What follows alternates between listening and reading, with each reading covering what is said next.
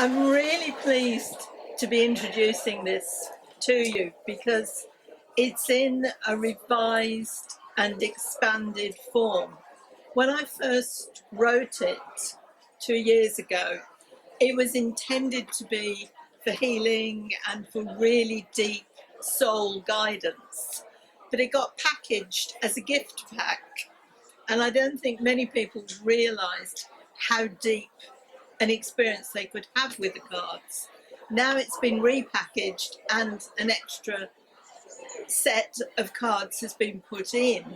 It's really given the opportunity to work at many levels and to particularly use the cards in place of crystals, which works really well when some of the crystals are very rare, very high vibration, and of course very expensive and very hard to get hold of. So the fact that you can use a card instead really helps. And I thought, first of all, I would just tell you a little bit about the ancient nature of using crystals for divination. Because a lot of people say, oh, it's all a New Age fad. They say that about crystal healing, they say it about divination. But in fact, it's a really old technique. There is a wonderful book, which is totally unpronounceable. It's the Buddhi Habitat of Ratnaparishkar, is the closest I can get to it. But that was 6th century BCE, and it told us what to expect if we pulled a crystal, and some of those meanings have been incorporated into the pack.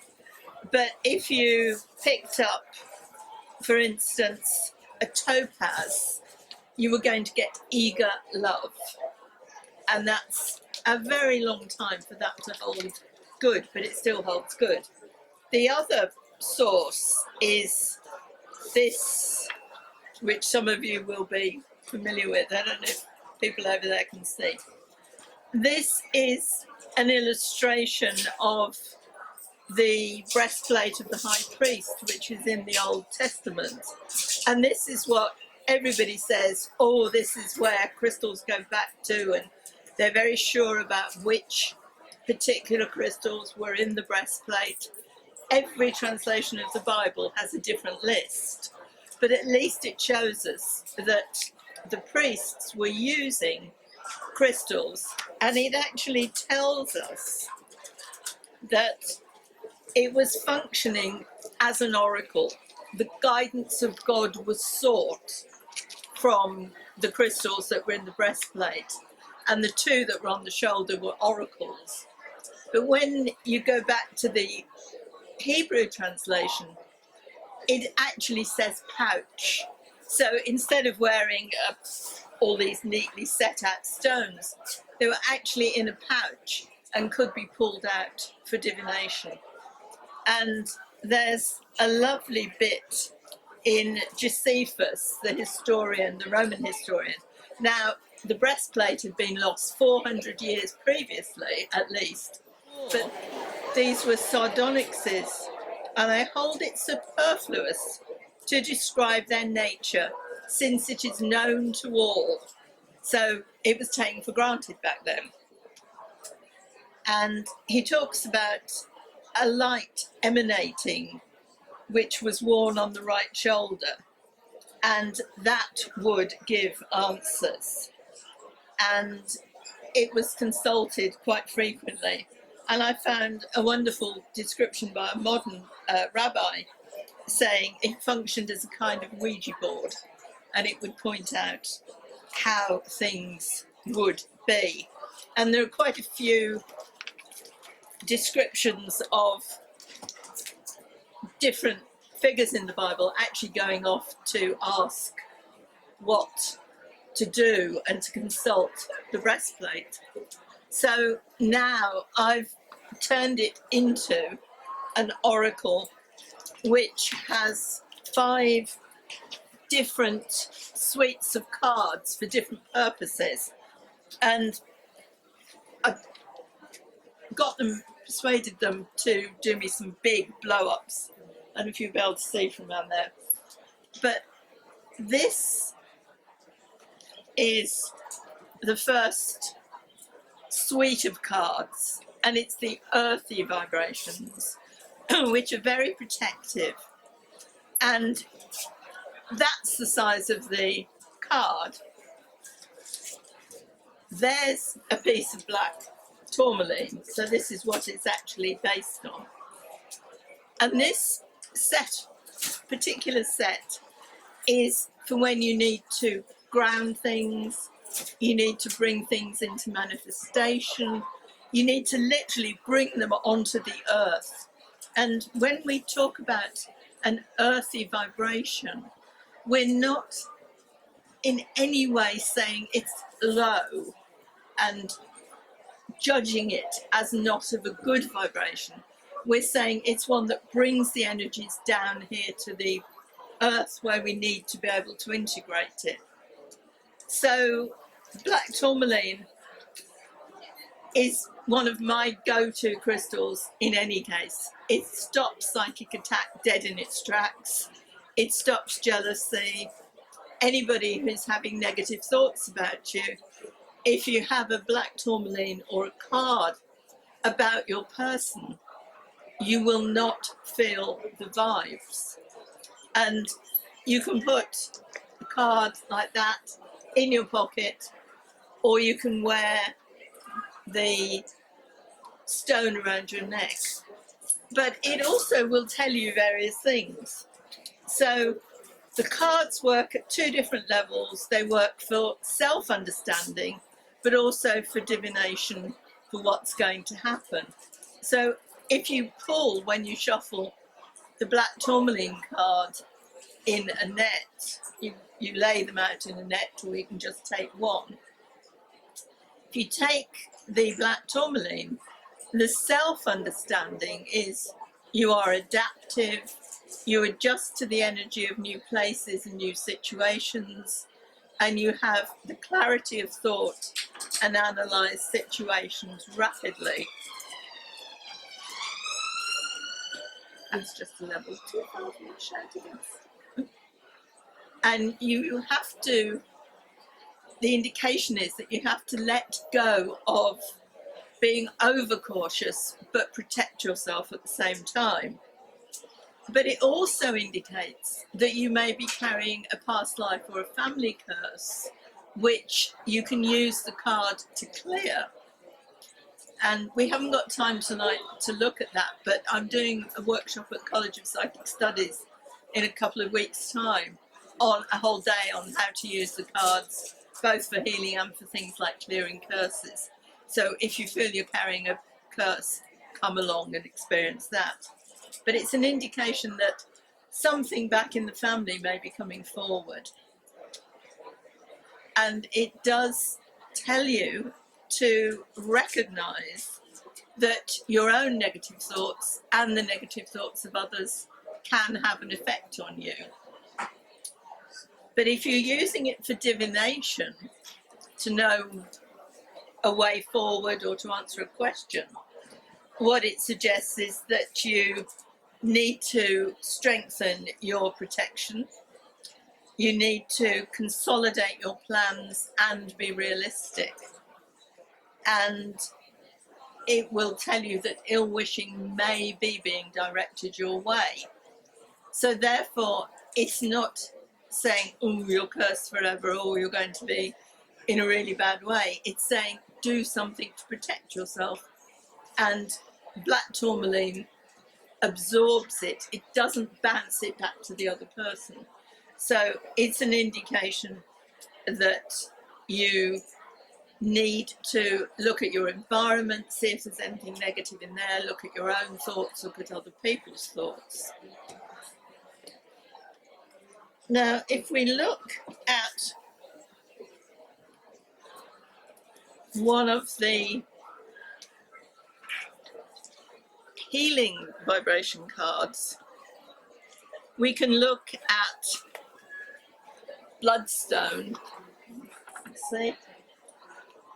Now, Bloodstone is another of the very, very ancient stones. And you can have it as a piece of bloodstone like this, which are up there, or you can have it as the card, or you can use both or either, whichever suits you. Now, this is one of the most early recipes for well-being and health. It's in the Mesopotamian scientific, because at the time they were scientific, treatise on how to treat a sick man. And how you treat a sick man is you give him bloodstone, amongst other things. And back then it had a relevance to kidneys. It still does. So that's 7,000 years of continuous use as a stone to support the kidneys. So bloodstone is one that really keeps you healthy and fit, and it is very frequently mentioned for warding off the evil eye. You know, that was a lot of illnesses were believed to come from the evil eye. We tend not to think about that quite so much today. Yeah, and you've got yours. So your self-understanding with this is that you are a magical being.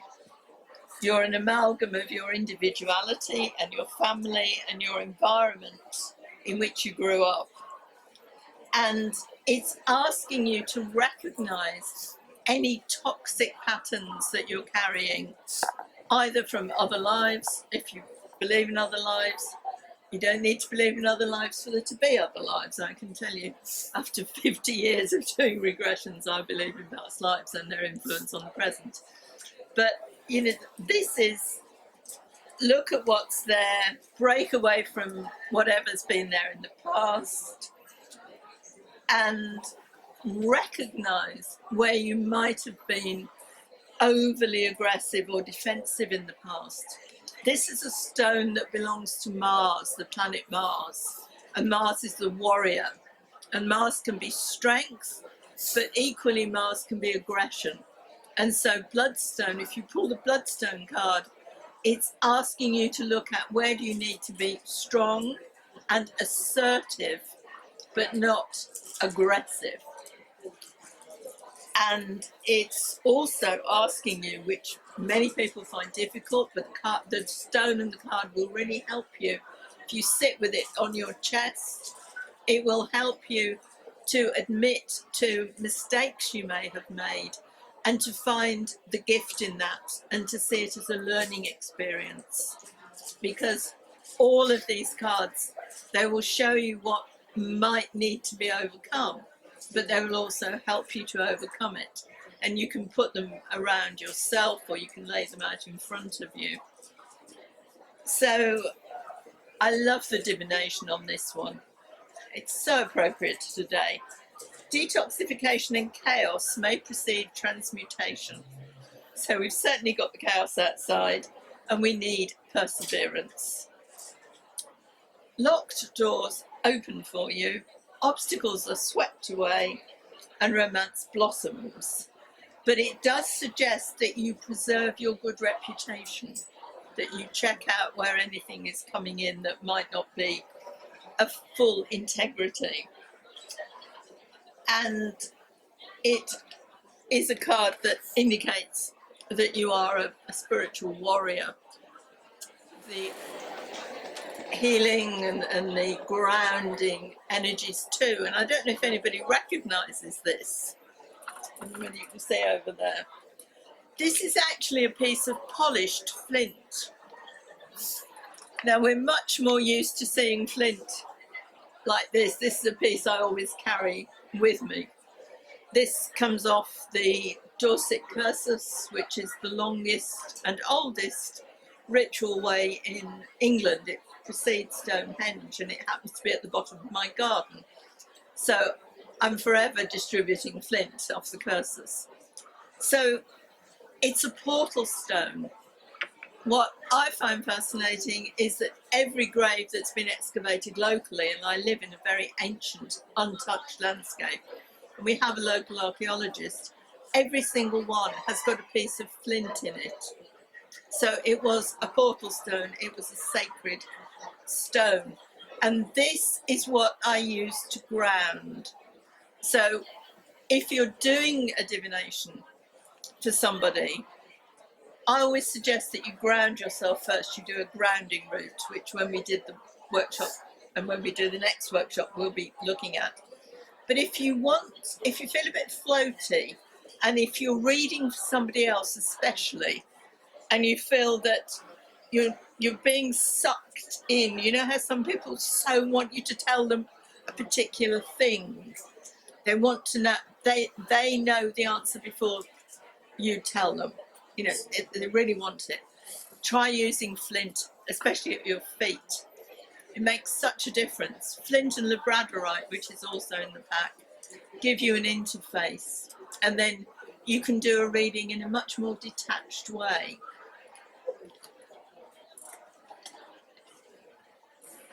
Now, in this particular pack, there are 3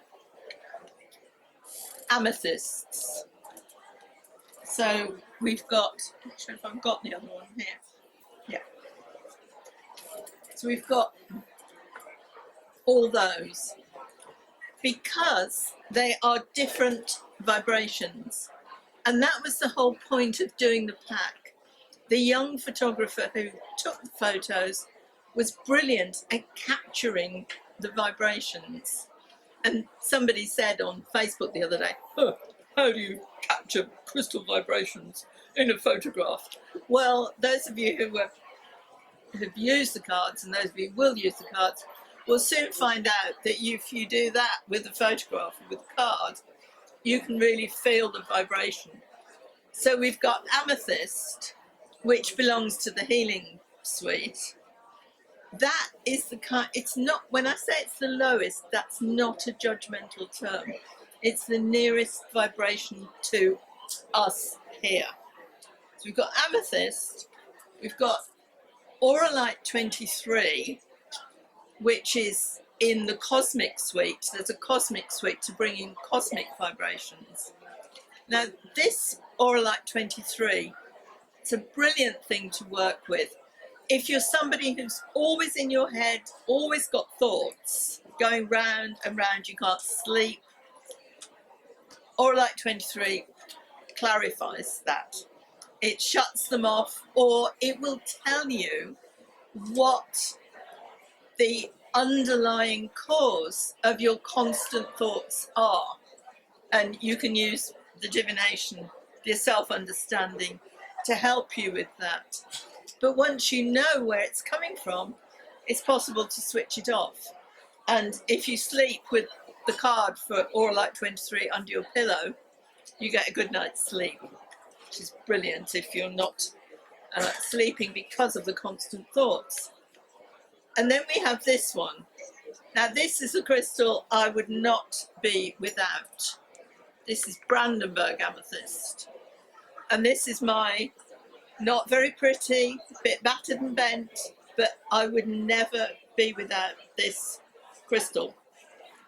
Because for me, it holds the perfect blueprint. It's got a very, very high vibration, but equally it will help you to integrate. And you can either, they're getting easier to get hold of because I've been talking about them a lot, so people are bringing them in. But they come from Namibia, one place in Namibia, a sacred site in Namibia. And they're hand-mined, and there aren't a huge number of them. So you can use the card. So this will bring in the high vibrations, and then it grounds them. And it takes your energy back to the perfect blueprint before anything got imprinted on it. So it's a brilliant healing tool. And it's very good for emotional upsets, mental upsets. But also as a divination self-understanding card, it reminds you that you are a being of pure consciousness who happens to be taking a journey at the moment in a physical body.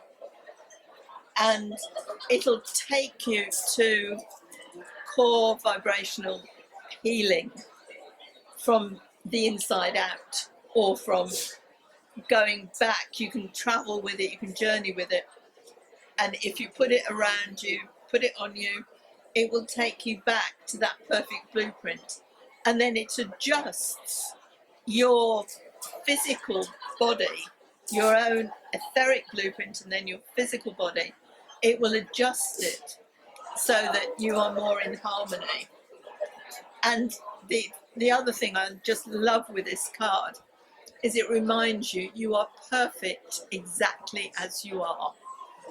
You know, especially if you're involved in the New Age movement, Mind, Body, Spirit, keep being told, oh, you know, we've got to clear the past, we've got to get rid of our toxicity, we've got to change our thoughts, change our patterns. And Brandenburg says, no, you're fine as you are. You know, you're on this pathway, you're learning, you're growing. Don't beat yourself up, basically. Hence, it's, you know, my favourite crystal. But it will also help you to bring your dreams to fruition. So if it comes up in the card, when you're drawing a card, it's a very good indication that you're on the right pathway and you can go to where you need to be. This is another of the cosmic cards. And if you can see over there, I'll put it up as far as I can. And this is one of the ones where I say it is so useful, because getting hold of this is anandalite is not easy. I've got a box in my storage unit, and that's when that's gone, sort of thing. And there are one or two websites that sell it, but it is getting more and more expensive, more and more difficult to get. But you've got a card which you can just use, and you can, this is the best place for it. Third eye, crown, that will adjust your energies to the very highest cosmic vibrations, and it literally brings in the light. It's a wonderful stone to work with. So if this shows up in your self-understanding spreads, then you really will be aware and be attuned to the highest dimensions of consciousness. And you know, we hear such a lot at the moment about enlightenment, you know, trying to reach enlightenment or being lifted up to another level. This does it effortlessly. But what is particularly useful about it is it then anchors it in here. So if you're working with your light body, if you're trying to ascend and lift your light body up, this is a crystal that you need. And it reminds you, when it comes up in a spread, to transform your goals, to always be looking to reach the highest, and to kind of move away from the mundane. You know, it's saying that you are this cosmic light being, and a little tiny piece of you happens to be down here, but you've got all this. And the shape, we chose the shape of this one especially because it says, you know, you're down here, but there's all this, and it goes through many dimensions, many vibrations. So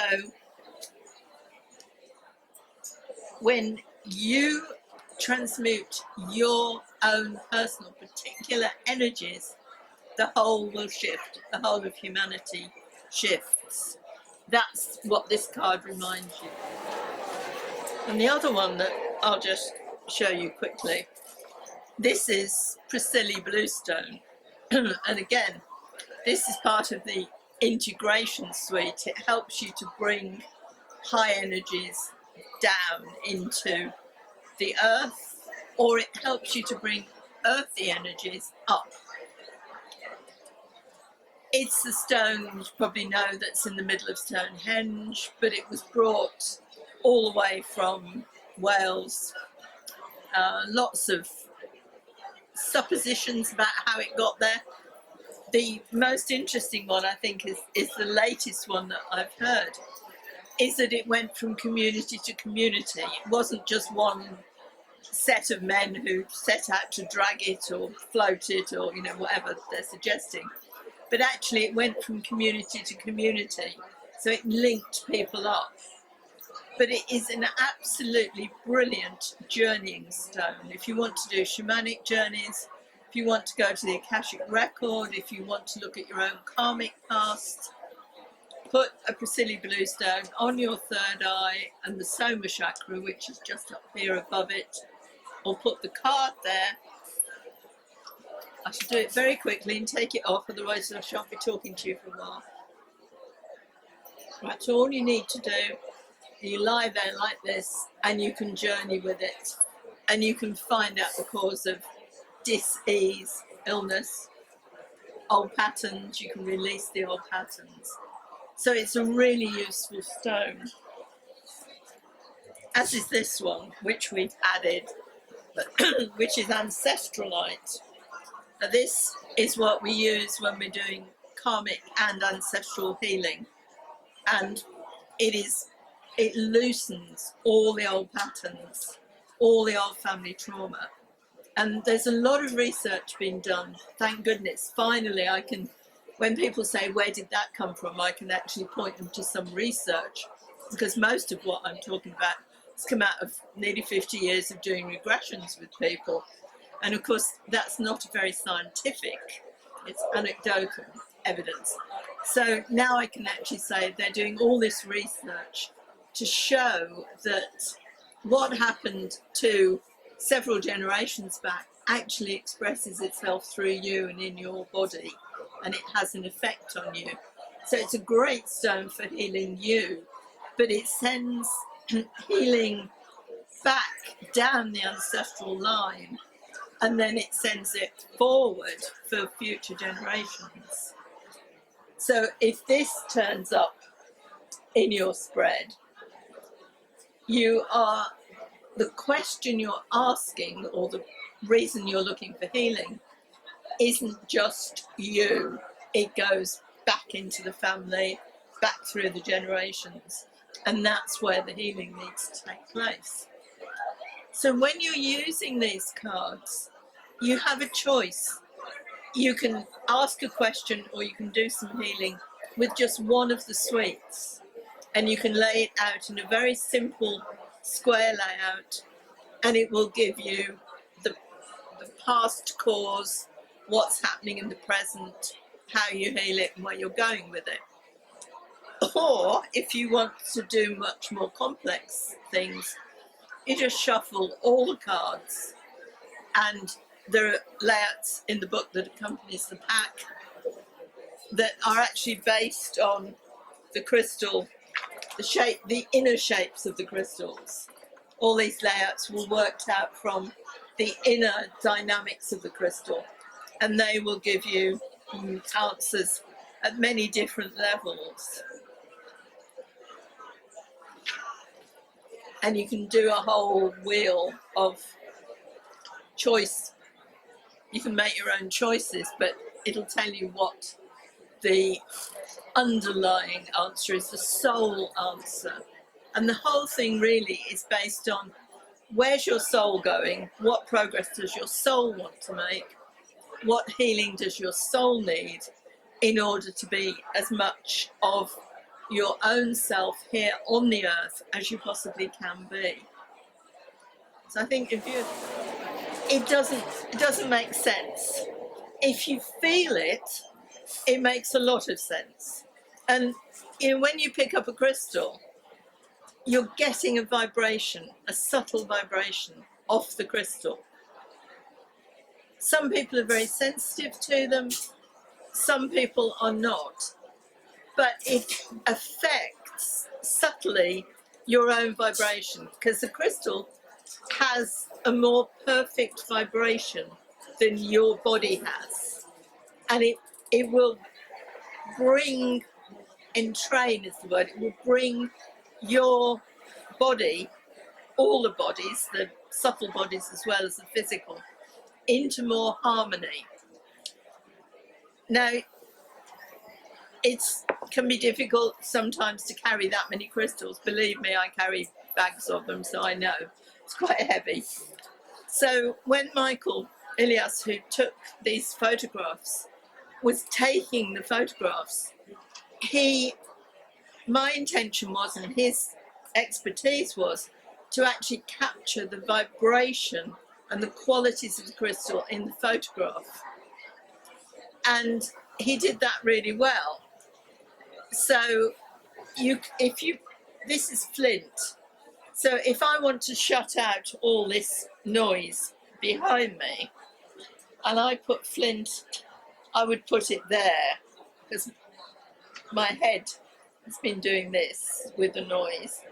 So I put it onto the back of my neck, and I can feel my head calming, getting quieter. In fact, what we needed was a big row of rose quartz. That's the other one that's really good for noisy neighbours. Should have got a big pile of rose quartz out. But you can use them so that you put them on the chakras. You can put them over an organ. So if I want to heal my ear, I've had a problem with my ear, and I've been sitting literally with a piece of flint like that. So I lie at night on the card, and that helps with healing. You can put it, have something different. Bloodstone. This one traditionally has been related to the kidneys for 7,000 years. So you just tape it onto your kidneys. If you put a piece of bloodstone like that, it can be uncomfortable. But if you've got a card, or you can put it in your back pocket, then it's very easy. And you can lay them around you. There's so many different ways to use the cards for healing. That's why I'm doing a whole day on it, because in 20 minutes we can't say very much. We can't demonstrate too much, but we will be exploring that. But it is because the vibes are actually captured in the photograph. It isn't, and it's a very interesting experiment to do with people, is to give them cards and let them put their hands over it. And I asked for responses, because we had a workshop here, and I asked people to put their responses on my Facebook page or on my on Amazon. And it's so fascinating in that the person who hadn't used them said, "Ooh, how do you get the vibe in the crystal?" All the people who've been using the cards are going, "Oh yes, we can feel it." So it isn't just belief, they are there. It's just a matter of experiencing them and allowing yourself to experience. I've worked over the years with a lot of different decks. Some of them really stimulate my imagination, and therefore that I can see things with them. But for healing, certain shapes will work, mandalas will work, but images for me don't necessarily work if they're drawn. But for healing work, I find a photograph of the crystal is the best. It's as effective as using the crystal itself. The first thing I say in the book is about attuning to your cards. And somebody again put on Facebook, when I first picked them up, I didn't think they were for me. Then I tune them with Reiki, and now I use them all the time, and they're wonderful and they're marvelous. But it's like you've got to build up a relationship. You've got to attune yourself this is my pack, I've been using it. But when we did the workshop here a couple of weeks ago, it was lovely to see people not needing to even look in the book. They were tuning to the cards were telling them what was going on, and it's very quick. I think that's because crystals are so eager to work with us. They really want to work, and they have got a very long history. First time we did the pack, we put a carnelian in to heal, to use as a cleansing tool, and people really didn't get it. And so I think with these, you can smudge them, put them in brown rice. Obviously, you can't put them under the tap. Put them out in the sun. You can put them out in the sun. But I always think if somebody else, especially, has been shuffling them, if you're doing a reading, that's put their vibes in. Just cleanse them, smudge them, something like that, or use light. It just takes out the vibe. But there are natural cleansing crystals in the pack as well, so there will be a reasonable amount. But whenever I work with crystals in any form, I do believe in cleansing. It was very much, when I was choosing them, a question of what jumped out, because I had about 650 crystals, laid out, and initially I could only choose 40, and I knew I wanted earthy ones, healing ones, cosmic, and the interactive, which brought the energies down. And it just literally was a question of looking along the rows of crystals, and one would say, I want to be in the pack. Another one, I want to be in the pack. And by the time I'd finished, I'd got 10 of each.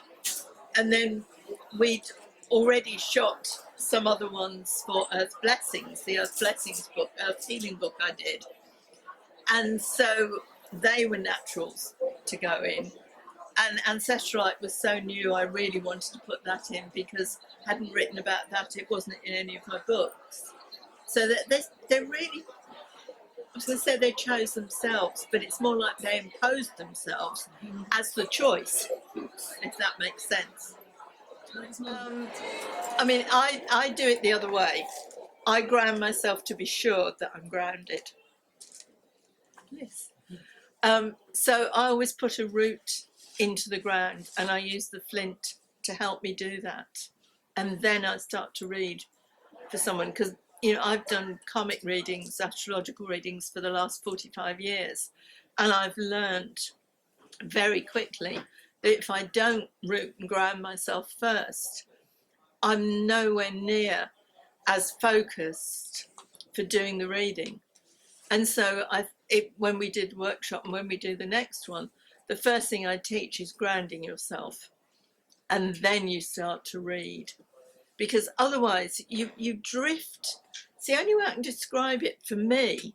It's like I'm drifting. And then I think, oh, I'm supposed to be doing a reading. Or, I'm just not really with it. It's like I'm off.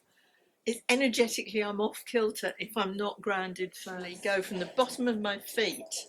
I grow roots that go right down to the centre of the earth. And it's like, I've done it so often now, but if you just think that you've got roots and you're going right down, that's the way to do it. And it was funny because I had a gong bath the night before last, and I was sort of lying on a reclining bed because I didn't want to be on the floor because it was underfloor heating. And I could feel my feet actually go. I thought, what on earth's going on? And I realised that my roots were being released so that I could take the energy of the gong into me instead of also grounding it into the earth. And that really reminded me, oh yeah, I walk around with these roots all the time. Anything else? Sorry, anything round the corner where I can't see you? The first one is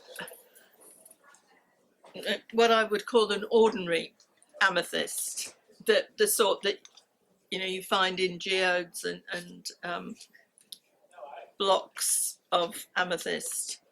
It's just an amethyst point. And this, it's not low vibration, but it's the densest of the vibrations. And then the Auralite 23, which is only found in one place, in the Cave of Wonders, great place in Canada. It's actually, the reason it's called 23 is it's actually got a great many other minerals in it as well as amethyst. And that takes you up to the higher sort of mental plane. It's a completely different feeling. And then the Brandenburg, again, it's a very high vibration. So yes, they're all amethysts, but it's the vibration of them that's different. So one of the other things that really goes with the cards, we talked about grounding when we started, but when you've been working with the cards, or even if you've just been looking at them, your energies expand, your energies open up. So what you need to do is bring your energies in to a sensible distance around you. You need to put that grounding cord in. I always put a bubble around me, and the black tourmaline is, for me, this is what I go out of here, especially tonight, wrapped up in black tourmaline, so that my expanded energies can go on moving around and shifting, but nothing can impinge from outside me. So just for a moment, just bring your energies in, bubble them up in black tourmaline, and then root yourself, that grounding cord going from your feet right down, so that your energies are contained and disconnected from this pack. If you have your own pack, just putting the cards back into the box is usually enough to do that.